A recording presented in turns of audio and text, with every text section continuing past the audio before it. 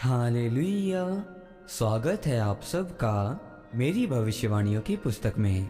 तो आइए हम आज के पवित्र वचन को पढ़ेंगे जो कि परमेश्वर के दास प्रेरित अंकुर यूसुफ नरूला जी के द्वारा लिखा गया है। मदद और सेवा करें। जैसा कि मत्ती की पुस्तक अध्याय 5 उसकी 16 आयत में लिखा है, उसी प्रकार तुम्हारा उजियाला मनुष्यों के सामने ऐसा चमके कि वो तुम्हारे भले कामों को देखकर तुम्हारे पिता की जो स्वर्ग में है बड़ाई करें। मेरे प्रियो, बाइबल कहती है कि तुम्हारा उजियाला मनुष्यों के सामने चमके कि वो तुम्हारे भले कामों को देखकर तुम्हारे पिता की जो स्वर्ग में है बढ़ाई करें। परमेश्वर ने आपको इस पृथ्वी पर इसलिए रखा है क्योंकि आप पृथ्वी के नमक हैं, और नमक क्या करता है, वो किसी भी खाने की चीज को खराब होने से बचाता है। मेरे प्रियो, मैं आपको बताना चाहता हूँ कि अगर आप अपने जीवन के स्तर को ऊंचा देखना चाहते हैं तो आपको दूसरों का मददगार बनना पड़ेगा। अगर आप चाहते हैं कि आप अपने जीवन में अपने घर को खरीदें और अपनी चर्च की बढ़ोतरी को देखें तो आपको दूसरों के मददगार बनना पड़ेगा। ये जरूरी नहीं है कि आपके पास लाखों रुपए हों तो ही आप दूसरों के मददगार बनेंगे। आपके पास जितना है आप उससे शुरुआत कर सकते हैं।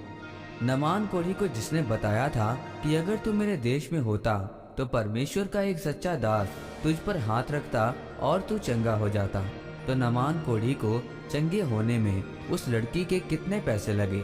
एक भी नहीं। जैसे ही उसने मदद की वैसे ही उस लड़की का स्तर ऊंचा हो गया।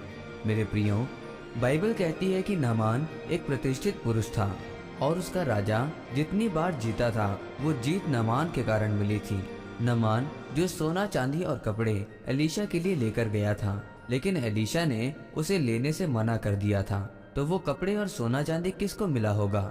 वो उस लड़की को मिला होगा जिसने नामान को एलीशा के बारे में बताया होगा।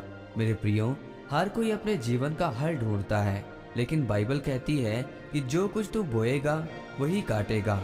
अगर आप अपने जीवन में उत्तम आशीषों को देखना चाहते हैं तो आपको दूसरों की मदद करनी होगी, लेकिन आपने कभी मदद बोई नहीं, किसी के मददगार कभी बने नहीं, इसीलिए ईश्वरीय मददगार की आपके जीवन में कमी है। मेरे प्रियो, परमेश्वर कहते हैं कि मैं अपने सेवकों के लिए उत्तम आशीषों को रखूंगा। प्रकाशित वाक्य अध्याय 1 उसकी 6 आयत में लिखा है कि आप राजा और याजक हैं। अब आप परमेश्वर के लिए सेवक हैं। अगर आप सेवा करेंगे तो परमेश्वर चाहते हैं कि वो सब चीजें, चाहे वो तुम्हारा व्यापार हो, वो तुम्हारा करियर हो, वो तुम्हारी सेहत हो, वो तुम्हारी आशीष हो, मैं तुम्हें उत्तम दूंगा। आमीन। आइए इस घोषणा को आप मेरे साथ एक मन होकर करें।